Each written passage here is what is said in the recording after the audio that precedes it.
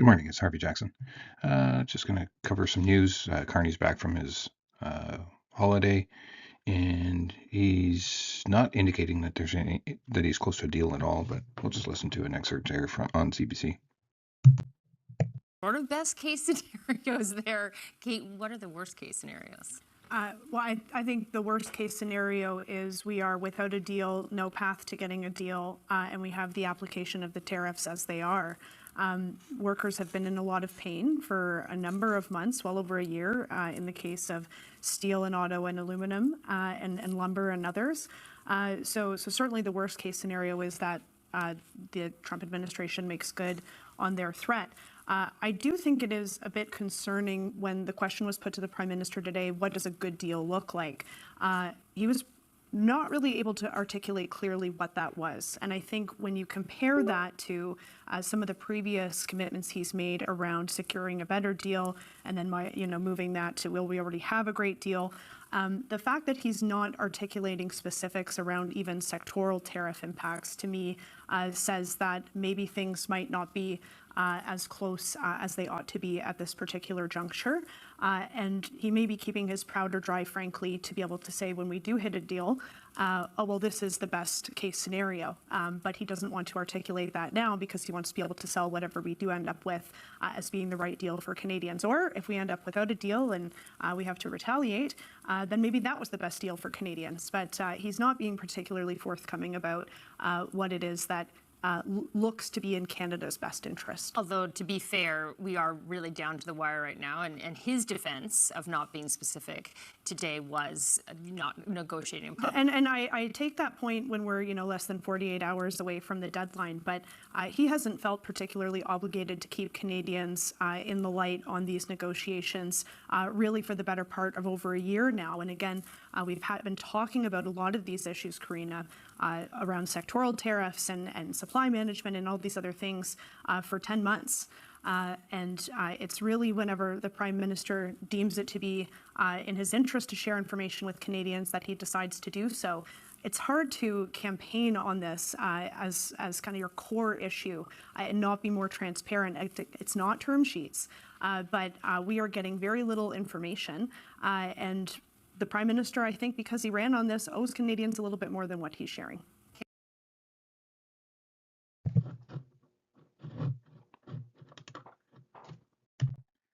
Yeah, so I don't believe he wants to get a deal. He's 91% invested in the U.S. And then he's going to use this as a elbows up moment. Yeah, big bad Donald Trump putting more tariffs on. It's his fault. And yet he said in his whole campaign to become prime minister that he was the only person that could negotiate with him. Well, no deal is not negotiating. It's just trying to get into power so he can, keep the money flowing to his cronies there. So palm oil hits a 4-month high. So palm oil is on a rip. You can see that later in on the charts here. Dollar recovers slightly as Trump dampens hopes for Iran peace talk, but also the crude oil has lifted as well.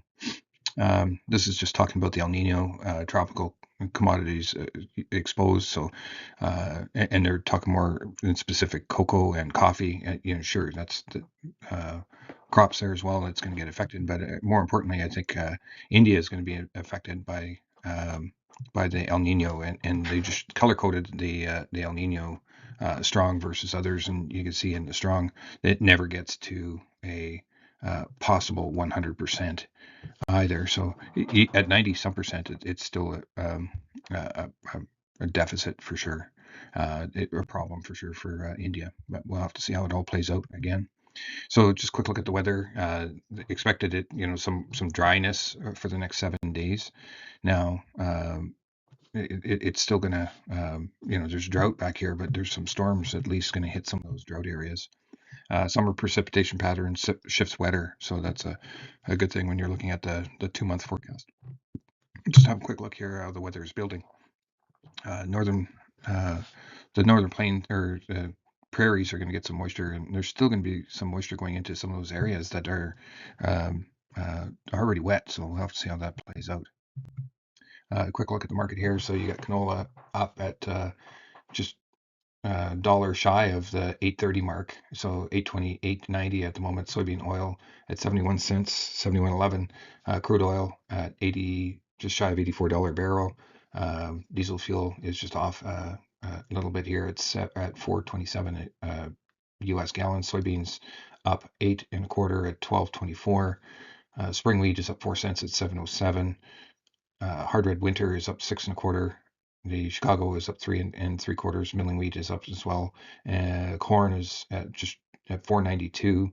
So we're getting really close to that $5 mark again, and the Canadian dollar is just slightly up. So just looking at a longer term, so some of these other areas that I would say would be points of resistance. So if we can break through to make a higher high right here, we're looking at 8.55, and then 9.14 is the next kind of area of resistance if the market wants to continue. So if we can just get above this, then we're looking at those other 2 points again. Same thing with European. It's not the first area of resistance is we're at it right now. Next area is way up here, unless you want to put some other minor areas up in here as well. But we'll see if it can break out. So it just needs to break out of here and continue. Soybean oil, looking at areas that we've already met so far this year. So we just have to get back there, and then we can see our way to get going a little higher if it's going to. Soybean oil or soybeans here. So you're looking back just some of these other areas that it could actually get to. So you're looking at these other points, of course, and nice leg up. So soybeans are reacting or acting. There was a pro farmer tour going across, and again, I don't have put a whole lot in on the actual pro farmer results until it's over. See, just general conditions as they hit different areas all the way through here. Palm oil. This is the one that it might be the catalyst to keep driving. It pushed above the highs that were already made. Now looking towards that 5,000 ringgit. The article earlier quoted that the reason it didn't make the 5,000 ringgit is because of the pressure on their currency. So here we are getting stuck in this wedge, and this wedge is tightening as we go on in time here. Here's your diesel fuel. Keeps on making higher highs. Gasoline is getting close to making a higher high here as well. Here's your Canadian dollar. Got to the 200-day and retraced, or just shy of it, but its trend is not our friend when it comes to the Canadian dollar, unless we're actually trading that. And here, the U.S. Bond rate is actually 1 year is going down, so that's what the market is suggesting, that the U.S. interest rates are very likely going to be in hold or potentially go down at some point here. Quick look at the Minneapolis wheat. So again, just looking at the past history where some of the other values would be. If we can break out, we need to break out above these highs that are nearby, these ones here. And if we can break out of there, those are the areas that you could be looking at. Kansas is a lot closer to breaking out. But there's the next area is way up here in the $9 area. So we're a lot closer to breaking out of those areas right now. And European wheat is just kind of going sideways here.